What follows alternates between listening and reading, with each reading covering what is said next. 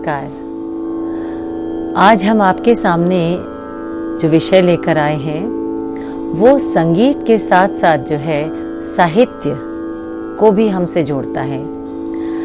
आज का विषय है संस्कृत साहित्य और शास्त्रीय संगीत।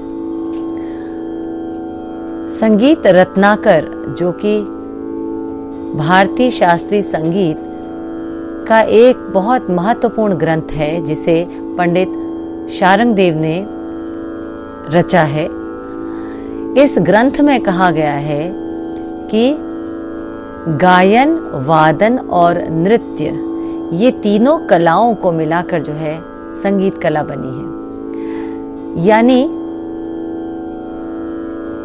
गायन जो कुछ भी हम गाते हैं, वादन जो वाद्य को लेकर संबंधित है, और नृत्य जो कि गायन और वादन दोनों को समेटे हुए और साथ साथ जो है उसमें जो अंग संचालन है, जब भाव मुद्राएं जो करके दिखाई जाती है वो नृत्य के अंतर्गत आता है।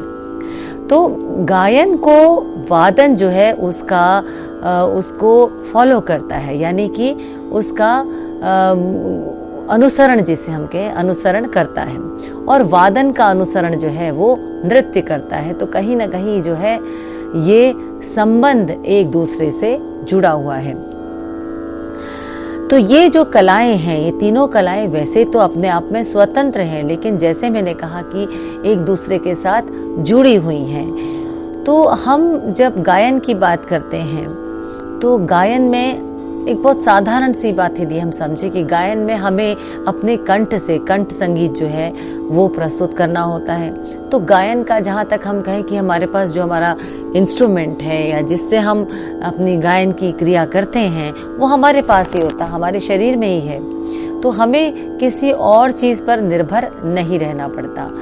वादन की बात करें तो वादन जो है उसके लिए हमारे पास वाद्य होना ज़रूरी है। जिस भी वाद्य का वादन करें, जैसे हम तबले का वादन करें या हम तानपुरा इसको छेड़ें या हम सितार का वादन करें या सरोद का करें, किसी भी वाद्य का, तो उसके लिए हमारे पास वाद्य का होना ज़रूरी है। तो इसलिए उसकी निर्भरता जो है वाद्य पर है।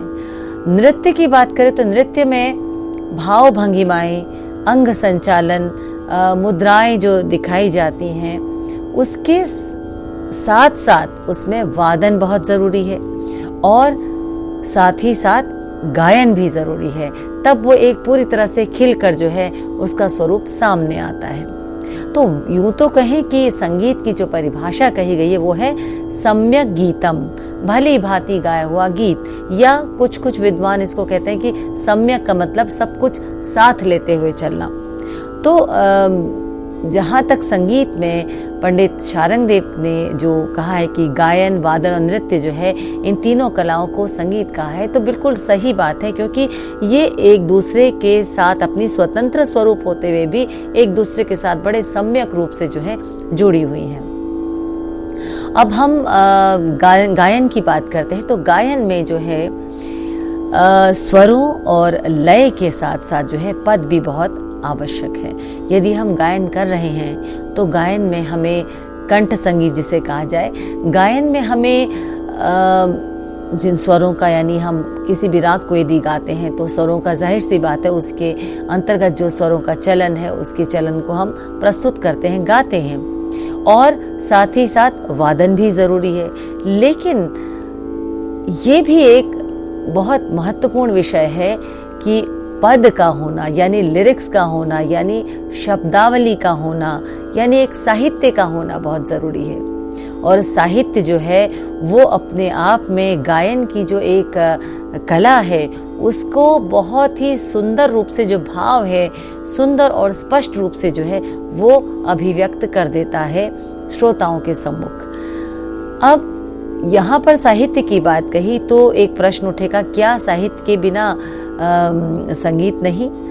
मैं ये कहूँगी कि स्वरों का जो संचालन है, स्वरों का जो चलन है, या तालबद्ध तरीके से हम राग को तो गा सकते हैं, उसका हम आनंद, बिल्कुल भाव का आनंद उठा सकते हैं। जैसे कि मैं कहूँ कि राग बसंत है या राग बहार है, उसको, उसकी स्वरलिपि को गाते, या हम कहें कि स्वरों का चलन को गाते हुए हमें ये तो पता चलेगा कि ये बहुत मधुर राग है और ये बसंत का जो एक ऋतु है उसके आगमन का या उस तरह का फील आ रहा है।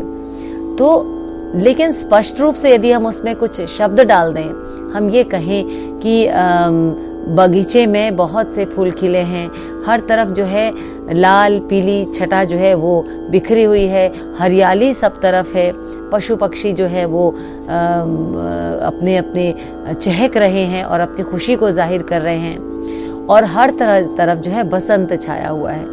तो यदि शब्दों के द्वारा उसको एक कविता में पिरोकर, उसको एक पद का स्वरूप देकर यदि हम प्रस्तुत करें और उसको उस राग में जो है स्वरबद्ध करके और ताल में जो है लयबद्ध करके गाया जाए, तो ये अर्थ एकदम स्पष्ट हो जाता है कि हम उस बगीचे की बात कर रहे हैं, वहाँ पर जो मौजूद जो पक्षी हैं उनका जो हर्षोल्लास है उसकी बात कर रहे हैं, हम बसंत की बात कर रहे हैं। तो ये बिल्कुल स्पष्ट रूप से आपको समझ में आ जाएगा कि क्या बात हो रही है। शब्दों के न होने से हम उस भाव को तो महसूस कर सकते हैं, लेकिन हर व्यक्ति के अंदर अलग अलग तरह के भाव उजागर होंगे। यानी बसंत की बात हो रही है या बहार की बात हो रही है, उसके माधुर्य, उसके सौंदर्य की बात तो है, लेकिन सौंदर्य को जो समझकर जो एक इमेजिनेशन बनती है हमारे माइंड में, जो हम कल्पना करते हैं, वो व्यक्ति व्यक्ति की अलग होगी। लेकिन यदि साहित्य है तो सभी की इमेजिनेशन एक होगी।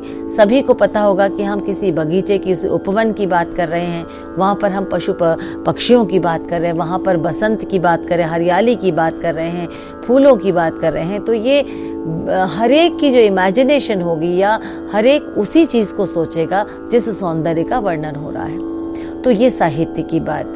अब साहित्य की जब हम बात करते हैं तो गायन के क्षेत्र में साहित्य जो है वो शास्त्रीय संगीत का साहित्य एक वो भी मिलता है, एक है सुगम संगीत का साहित्य जिसमें कि गीत गजल भजन आते हैं, एक है आपका लोकगीत का साहित्य जो कि लोक की जो दिनचर्या है या जो आम साधारण जो जीवन है, ग्रामीण जीवन में खास तौर पे कहूँ तो उसकी छवि जो है उस साहित्य में आती है। बहरहाल हम यहाँ पर जो चर्चा कर रहे हैं वो है शास्त्रीय संगीत और संस्कृत साहित्य की। संस्कृत साहित्य की हम बात करें तो संस्कृत का साहित्य जो है वो बहुत पुराना है। संस्कृत साहित्य की हम बात करें तो एक प्रश्न विद्यार्थियों के सामने आता है कि संस्कृत साहित्य का इतिहास कितना पुराना है। जो सबसे पहले जो संस्कृत रही वो वैदिक संस्कृत रही, यानी वेदों में जिस प्रकार की संस्कृत का प्रयोग हुआ उसे वैदिक संस्कृत कहा जाए, जो आज के समय में जो है जो प्रचलित संस्कृत है उससे भिन्न है। जो लौकिक संस्कृत है यानी जो आज भी प्रयोग हो रही है वो लौकिक संस्कृत जो है उसका शुभारंभ जो है महर्षि वाल्मीकि जी के रामायण, जिन्होंने रामायण की रचना की, उस समय से वो प्रचार में है। तो इसे हम लौकिक यानी इस लोक में जो प्रचलित जो संस्कृत है उसको हम कह सकते हैं कि संस्कृत जो आज प्रचलित है उसकी शुरुआत जो है वो उस समय से रही। प्रथम संस्कृत के आदि गुरु महर्षि वाल्मीकि जी, इनका जो इन्होंने जो महाकाव्य, जो प्रथम महाकाव्य जो है वो रचा, उसका नाम है रामायण। और रामायण में लौकिक संस्कृत का जो है प्रयोग हुआ है। महर्षि वाल्मीकि जी ने जो संस्कृत का, जिस संस्कृत का प्रयोग हुआ उसके पीछे एक कथा भी है जो हम सभी को पता है, और हम ये कह सकते हैं कि कैसे वो आरंभ हुआ। तो यहाँ पर एक कथा इस प्रकार से है कि तमसा नदी के तट पर जो है महर्षि वाल्मीकि जो स्नान करने के लिए उधर गए तो उन्होंने क्या देखा कि वहाँ पर एक क्रौच का जोड़ा जो था वो वहाँ पर अटखेलियाँ कर रहा था, और असावधानी उसकी जो रही, वो अपने में मगन थे और उनकी असावधानी अचानक से क्या हुआ कि कहीं से एक निषाद या हम कहें कि एक बहेलिया जिसे कहा जाए, शिकारी जिसे कहा जाए, उसका एक तीर आता है और उसमें से एक पक्षी को, एक क्रोंच को जो है वो घायल कर देता है और वो तड़प कर जो है वो अपने प्राण त्याग देता है। उसके विरह में जो है, जो दूसरा जो उसका जोड़ीदार जो क्रोंच पक्षी है, वो उसके विरह में जो है रुदन कर रही है। तो यहाँ से अनायास उनके मुंह से जो है एक श्लोक निकला, मैं उसको जरूर आपको पढ़ के सुनाती हूँ। माँ निषाद प्रतिष्ठाम त्वम गमः शाश्वती समाह यत क्रोच मिथुनादेकमवधि काम मोहितः। हे निषाद, उन्होंने ये जो श्लोक संस्कृत का उनके मुंह से स्वतः ही निकला, उसका अर्थ है, हे निषाद, तुम अनंत वर्षों तक प्रतिष्ठा प्राप्त न कर सको, क्योंकि तुमने क्रोंच पक्षी के जोड़े में उसमें से काम की भावना से ग्रस्त एक का वध कर डाला। और यही इसी पर जो उनकी जो नजर पड़ी और वे बहुत दुखी मन से जो है आश्रम लौटे। उन्होंने अपने शिष्य भारद्वाज को ये कहा, और ऐसा कहा जाता है कि उनको ब्रह्मा जी के दर्शन हुए और उनकी ही प्रेरणा से जो है उनको ये प्रेरणा मिली कि उन्होंने रामायण की रचना जो की। रामायण की रचना जो हुई है वो उसका जो आगे हम सब जानते हैं, हम पढ़ते हैं, उसमें ये मानते हैं कि लव और कुश जो स्वयं प्रभु श्री राम के पुत्र थे, उनको महर्षि वाल्मीकि ने गांधर्व विद्या में प्रवीण किया, यानी संगीत की विद्या को उसमें गांधर्व कहा जाता था, गांधर्व विद्या में उनको प्रवीण किया और उन्होंने रामायण को गेय रूप में यानी गायन करके उन्होंने श्री राम के दरबार में जो है उसको प्रस्तुत किया, यानी राम के पूरे चरित्र को उन्होंने रामायण के रूप में जो है पूरी गाकर उस गाथा को जो है वो प्रस्तुत किया। ये हम सभी इसको जानते हैं। तो कहने का तात्पर्य है कि संस्कृत साहित्य की शुरुआत जो है वो रामायण से हो गई थी। लौकिक जो संस्कृत आजकल प्रचलित है वो रामायण के समय से ही आरंभ हो गई थी।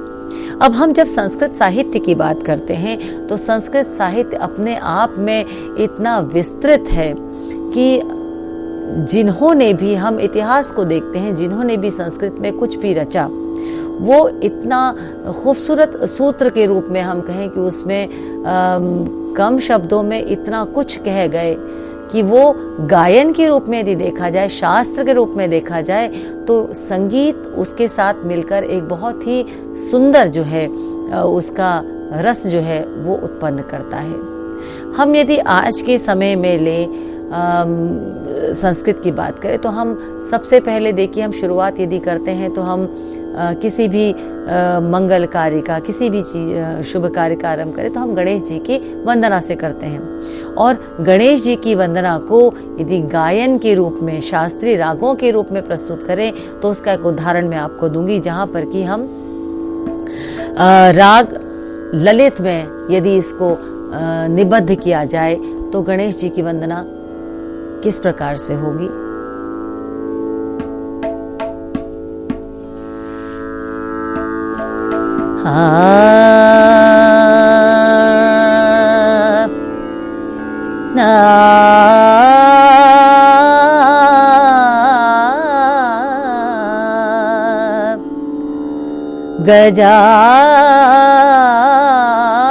गजाननं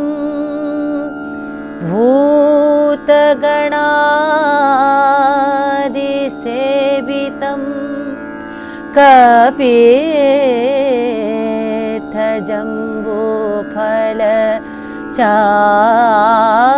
कपित्थजम्बूफलचारु भक्षणम् उमासुतं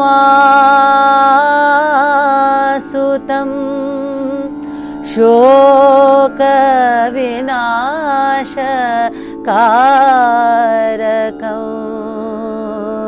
नमामि विघ्नेश्वर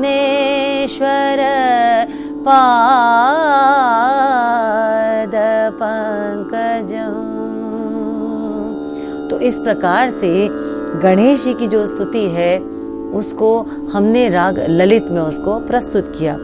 यानी कि जो साहित्य है, जो संस्कृत साहित्य है, उसको बहुत सुंदर तरीके से जो है गायन के साथ यानी शास्त्रीय संगीत के राग रागनियों के साथ प्रस्तुत किया जा सकता है। और उसका जो कहते हैं कि असर जो उसका होता है वो भी अपने आप में एक अलग अनुभव है।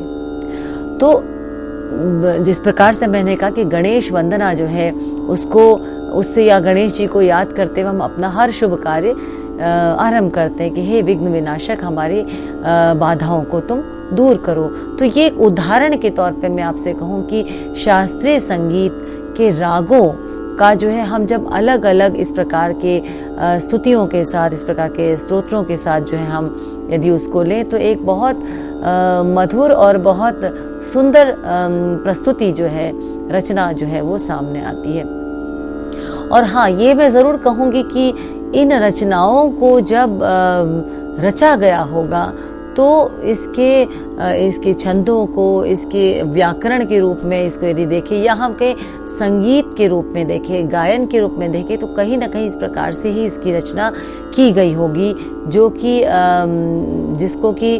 जिसका पाठ या कहें या उच्चारण कहें के साथ साथ उसको संगीत के रूप में भी यदि उसको लिया जाए तो वो बहुत सुंदर, मधुर और रसमय प्रतीत होती है। मैं यहाँ ये ज़रूर कहूँगी कि संगीत की बात हम कर रहे हैं तो शास्त्रीय संगीत का जो उद्भव कहें या उसकी जो शुरुआत है वो तो वैदिक काल में ही हो गई थी। सामवेद, जिसमें कि ऋचाओं को गाकर प्रस्तुत किया गया, ऋचा और संगीत को मिलाकर सामवेद बना। तो गायन की परंपरा, वैदिक मंत्रों के गायन की परंपरा तो उसी समय से शुरू हो गई थी। तो यहाँ पर जो आगे चलकर जो संस्कृत की जो रचनाएं हुई हैं उसमें संगीत का जो है होना या उसको गायन के रूप में प्रस्तुत करना या गायन को ध्यान में रखते हुए उसकी रचना होना, ये इसकी हम कल्पना कर सकते हैं, क्योंकि शुरुआत तो संगीत की या स्वरों का जो उद्गम है वो तो वैदिक काल में ही हो चुका था। हम कुछ उदाहरणों से जो है अपने व्याख्यान को मैं आज आपको बताऊंगी।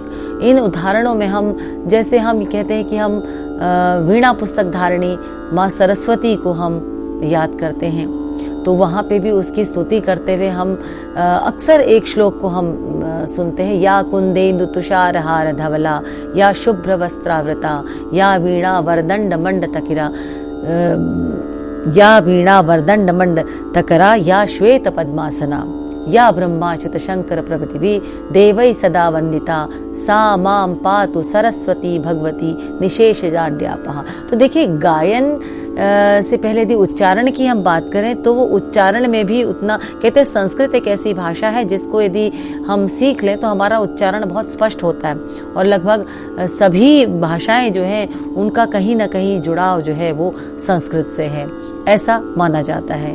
तो इस श्लोक को, जो कि श्री दीक्षित कृत है, इसको यदि हम किसी राग में पुरोएं तो कुछ इस प्रकार से उसका भाव जो है वो और भी अधिक सुंदर तरीके से सामने आता है।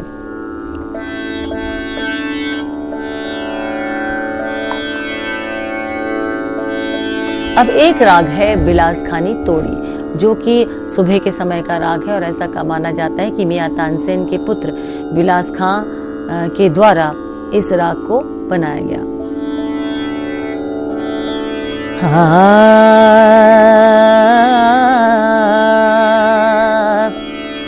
सारे ग म ग प धा म ग रे ग रे सा, सारे ग म ग प ग प ध नि ध म ग रे ग रे सा। अब ये बिलासखानी तोड़ी के सुर हैं। हम यदि इसको इस श्लोक को यदि हम इस राग में पिरोएं तो कुछ इस प्रकार से भाव आएगा। या कुंदेन्दु तुषार धवला, या शुभ्र वस्त्रावृता, ता या वीणा वरदंड मंडितकरा या वीणा वरदंड मंडितकरा या श्वेत पद्मासना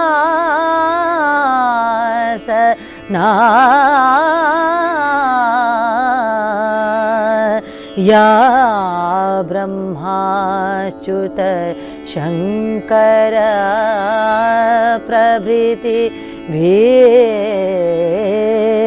देवै सदा वंदिता सा मां पातु सरस्वती भगवती निशेष जाड्यापहा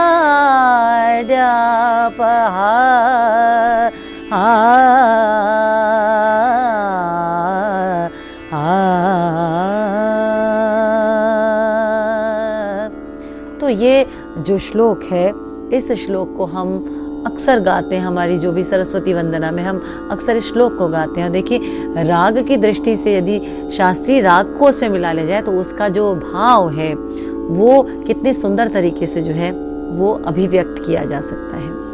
तो इसी को हम आगे अपने अगले भाग में जो है इसी विषय को आगे हम और भी उदाहरणों के साथ प्रस्तुत करेंगे।